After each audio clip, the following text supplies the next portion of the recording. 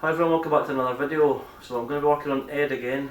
For those of you that have not seen videos on Ed before, he's a 1990 SPI single point injection. Reason a 1990 is it used to be a carb model but it's been converted to an SPI.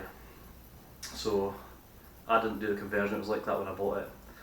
Anyway, I've been having a few problems with power and performance and I was just not happy with it. So about 3 weeks ago that led to me taking it off the road and just soning it until I can get it running, because I didn't want to run it when it was running like that. It wasn't doing it any justice. But the weather's starting to change now, so I want to get as much done as I can before we get into the colder, wetter weather again. I decided just to replace the whole exhaust system, and I've just went with bog standard, no modifications or performance exhausts. Not just now, I want to get it running fine, enjoy it for a while, then I can look at that. I've got the parts here. Need to take the parts off the old system from underneath, then through the engine we can get into behind the manifold and look in there. So yeah, I'm just going to go through that as I usually do in the videos and take you along for the way. So yeah, let's start by getting the old exhaust system off. Like I say, I've got a new exhaust, so I'm not bothered about how I get this off. The only thing I will be using is the catalytic converter, because that's I've only had that for a few months, so that'll be getting kept. The rest will be getting replaced. So to start with, I'm going to take the brackets off, take them off the hanging brackets, cut the front so it's more easy when I get to the manifold side, and then yeah, we'll work from the engine side there, but let's go. Right, because it's the injection model, it's the later exhaust, it's basically got a rubber hanger here that attaches to a bracket, a hanging bracket on the subframe, and it also has one, not the best light, sorry, here at the rear of the subframe. So that just comes off, unhooks, and then it drops. The next attachment to anything is at the front downpipe, but I'm going to get this off first, get the car on ramps and get some access to the front downpipe, and then I can go in through the bonnet. But we'll get all this off first and we'll have a look at what condition it is compared to the new one.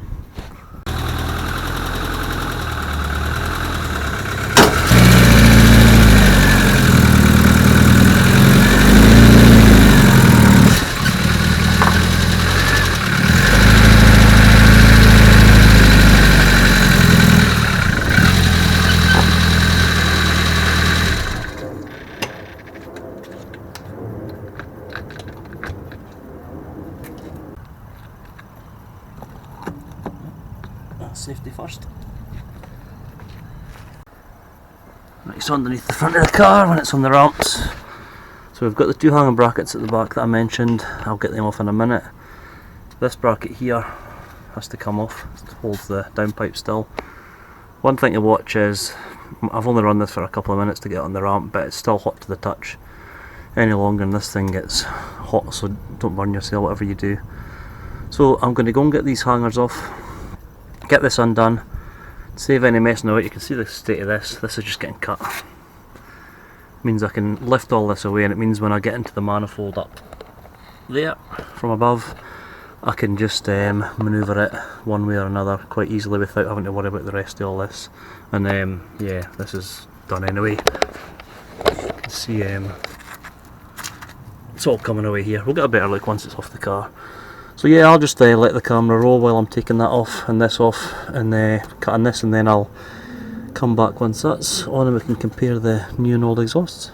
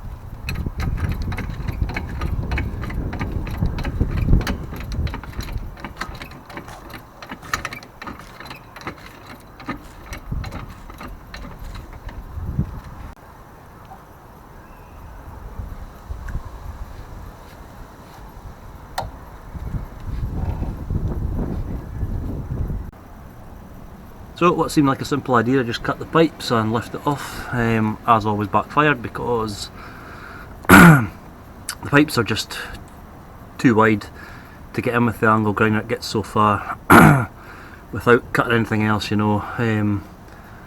It's a fairly straightforward job, but when you've not got a ramp and you've got limited space and not the right tools, it makes the job hard. So what I've done, or what I'm trying to do, I've got the exhaust around the side here. I'm just going to unbolt it from the cat each end, separate the 3 bits, and hopefully get more access to get this front downpipe off. So the downpipe has been prized, pulled, cut, everything. It's not pretty, but it's getting replaced. It's funny how you think the easy jobs will be easy and then they turn out to be, yeah, a pain in the arse. Anyway, it's off, and I've laid it side by side with the replacement one. So we can see this is where it was cut or hacked off. It's pretty poor state.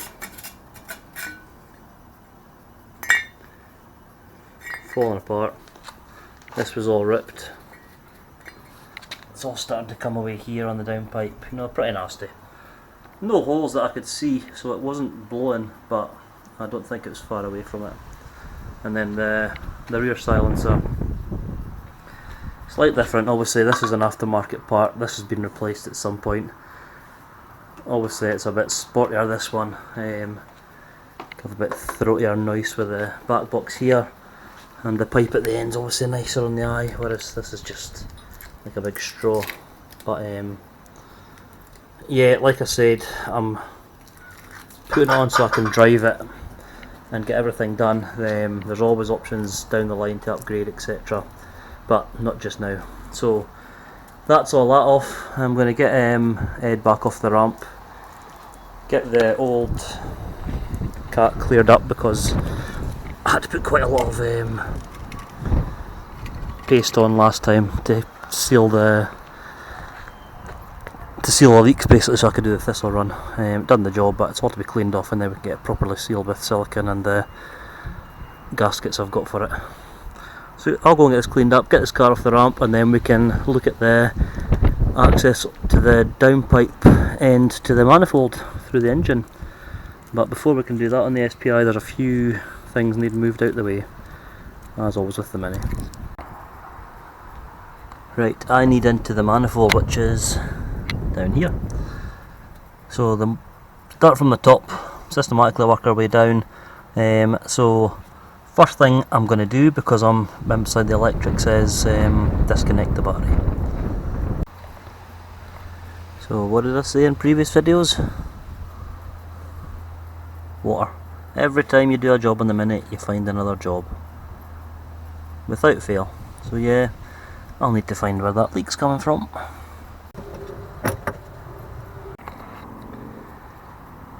So at some point, I'm probably going to have to take the bonnet off, but I'm not sure whether it's going to rain yet, so I'm just going to get on with taking away the air filter and what else I can get to without taking the bonnet off. But when I get down to the back, I don't want to be banging my head every 5 minutes, so we'll see how we go when we get there.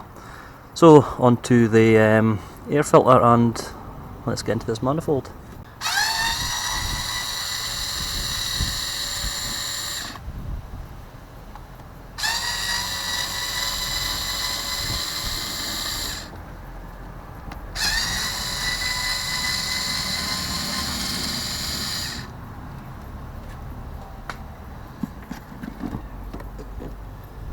So the 2 wires we need to remove, one is the wire that goes onto the air temperature sensor, and the other is the vacuum pipe that attaches here, the red one, goes all the way back down to the back of the inlet manifold. So straightforward enough, this squeezes together. So set this to one side, keep it somewhere safe. I'll just put this to the back near the firewall. This is the red one I was talking about here. Just by getting it off, you need to be careful because these collars here are renowned for cracking. and if there's a vacuum leak anywhere, cracks, then you know it affects the run of the engine, as I found out previously. So if you can get it by hand, just twist it and pull it, rather than using tweezers, pliers. If not, be careful. It should come. There you go. And again, set it to the side. And then the air filter can just lift away.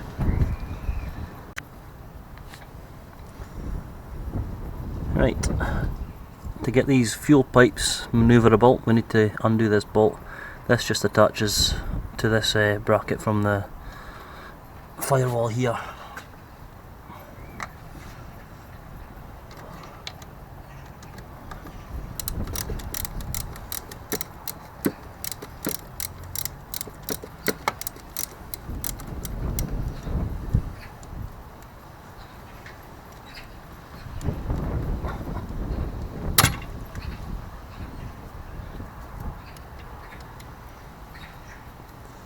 And see, when that comes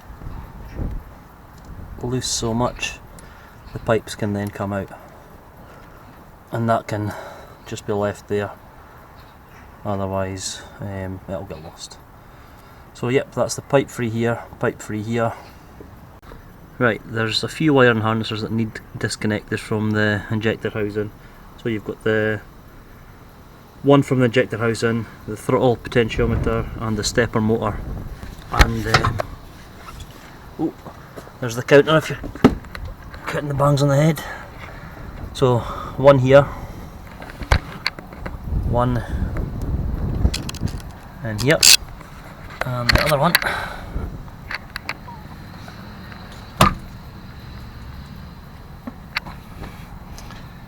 not the easiest to see, but it's here. So these are the same clips as the other ones, it's just a case of pulling them out. This one is missing its clip, so I just used tape to attach that. So this one comes off straightforward enough.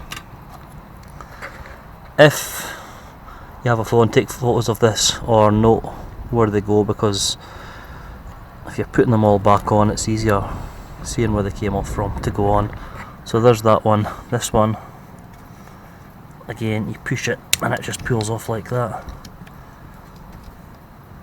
And the last one I'll need two hands for, because I need to get this clip moved and just pulled out. Right, next the throttle cable needs to come off, so it needs loosened here, keeping it where it is. So I'll loosen this nut, release this from here, the little cam, and lift this to one side. So yep, just loosen this.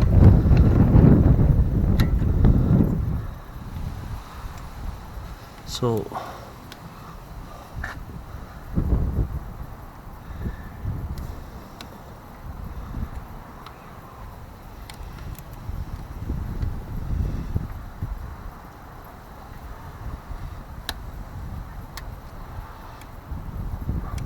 can't really see from my hand, but this twists just like a brake on a bike and lifts away once this is loose.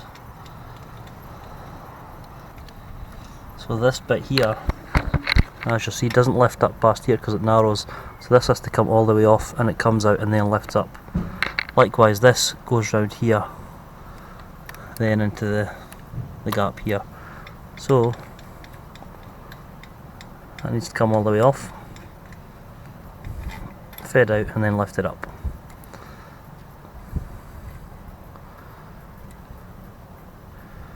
Just wind that back on. And you know this is the point here it tightens to. So same as the rest, that can be sat to one side. These things will get in your way, but all you can do is work around them and try not to knock or disturb anything. Right, next are the two hoses here, the breather and purge hoses. They should have clips on it. This one hasn't, so I'll be getting a clip for that. You can see these are all missing clips from here, so I will be getting a set of Jubilee clips because these need to be tight. If there's any leaks here, then yeah, again, it reduces performance. So this one pulls off. Shouldn't pull off that easy. You can see where this comes from. Right hand side comes back and goes into here. The next one, left hand side, comes up round onto here. I found last time I did this, rather than fiddle about in here, it was easier getting this bit off here because it's better access. So I'll get the pliers on here and just pull this off. Again, there's special pliers for this, but I don't have them.